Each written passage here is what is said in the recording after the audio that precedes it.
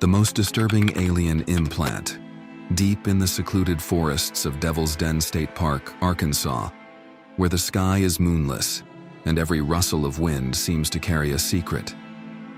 It's here that two young Air Force medics, seeking little more than a peaceful night under the stars, would stumble upon something beyond imagination.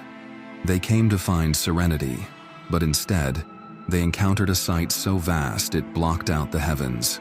A colossal, triangular craft suspended silently overhead. In the days that followed, whispers circulated of strange burns on their skin and a haunting gap in their memories. Hours vanished without explanation.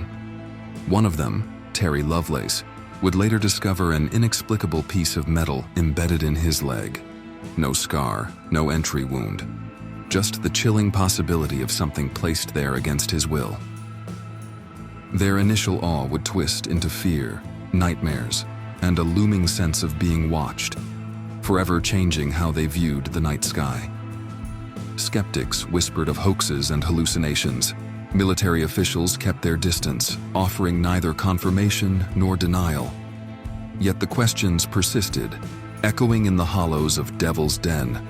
To uncover how that silent June night left such indelible marks, both physical and psychological, we must return to the moment it all began.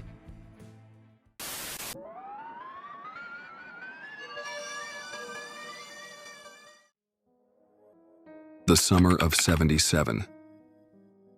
In June of 1977, Devil's Den State Park stood as a tranquil haven for nature enthusiasts.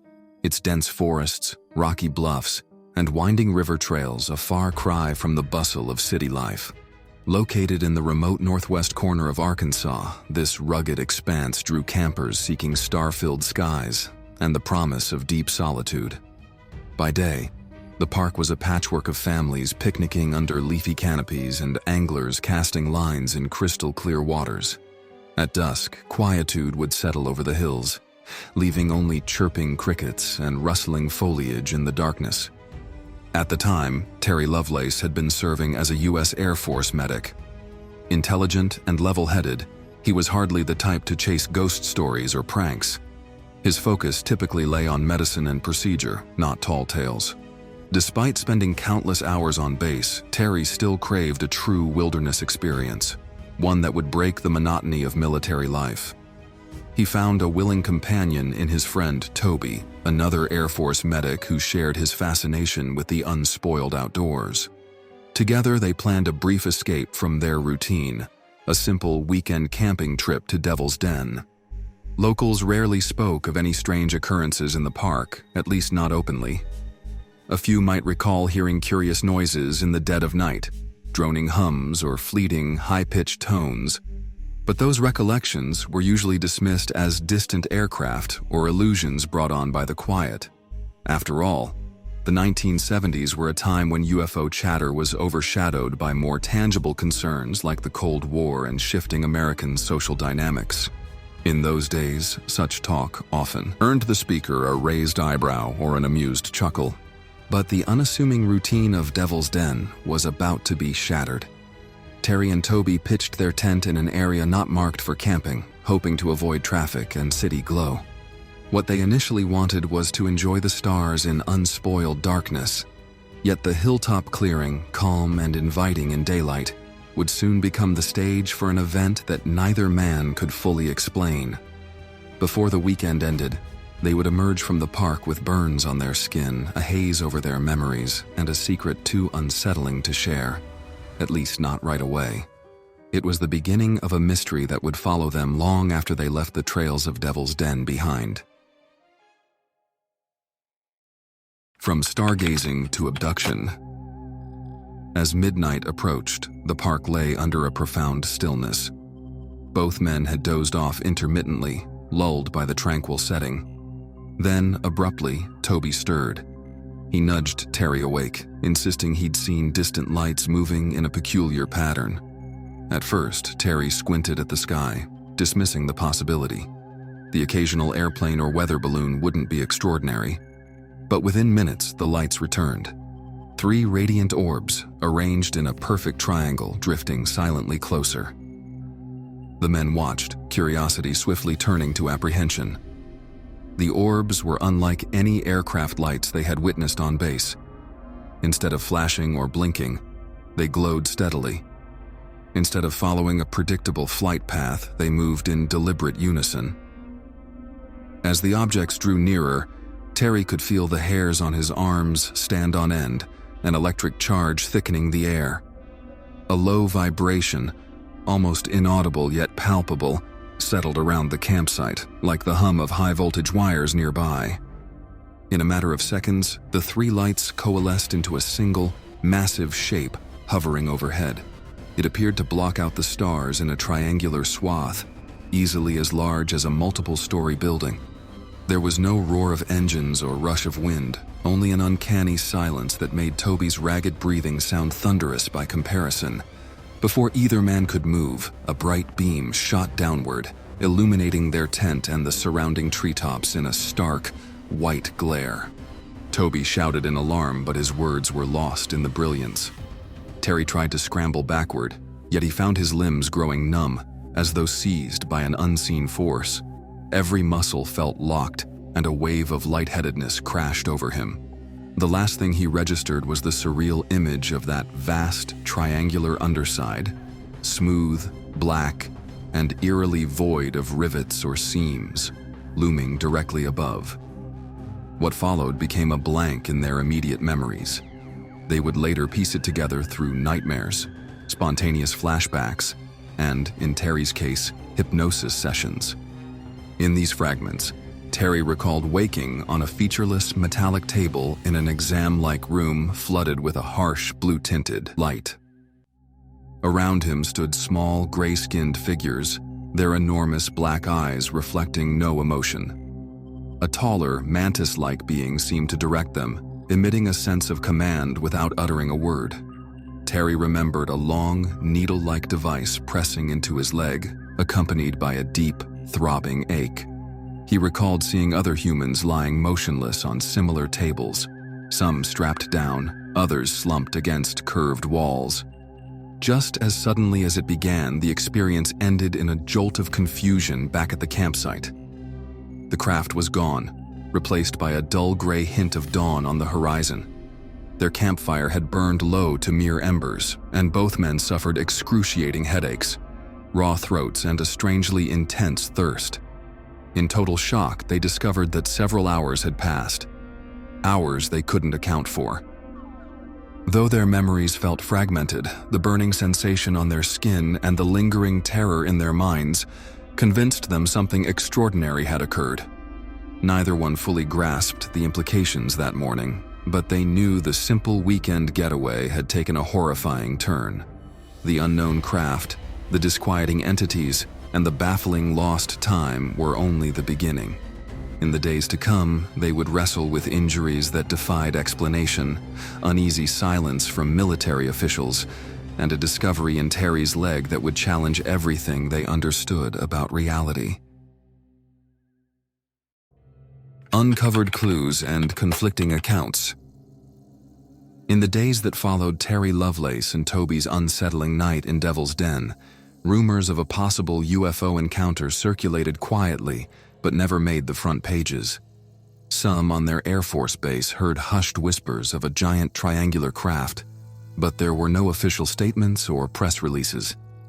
A few who knew Terry described him as visibly shaken, nursing persistent headaches and an unexplained rash.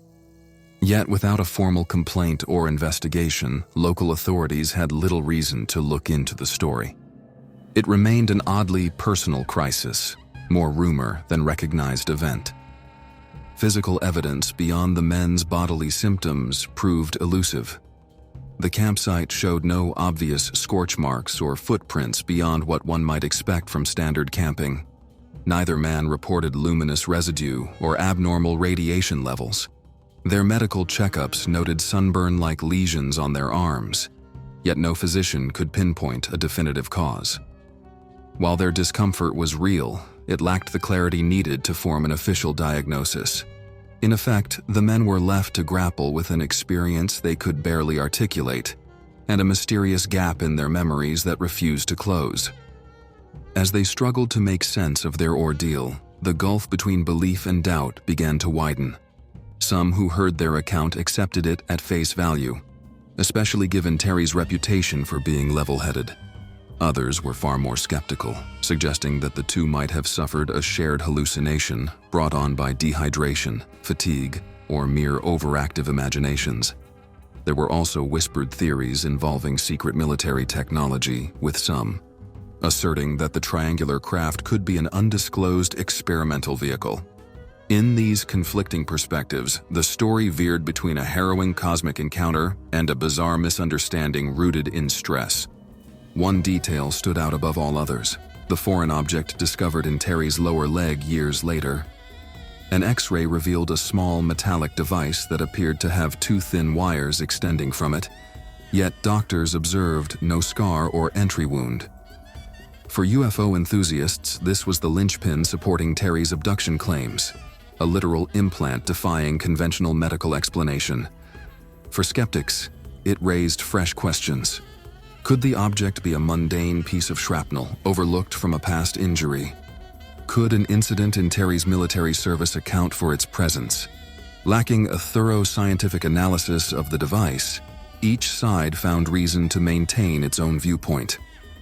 Over time, various experts weighed in. Ufologists noted the consistency between Terry's recollections and broader patterns in abduction reports, specifically the presence of gray beings, missing time, and lingering physical effects.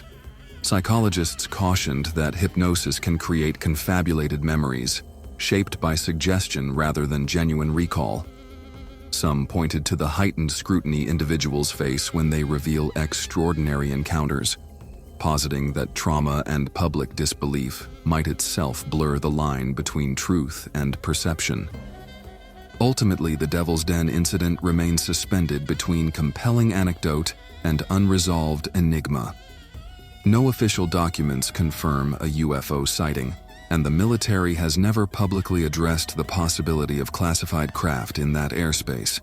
Yet for Terry and Toby, their symptoms, fragmented memories, and the metallic implant offer evidence of something that defies simple explanation.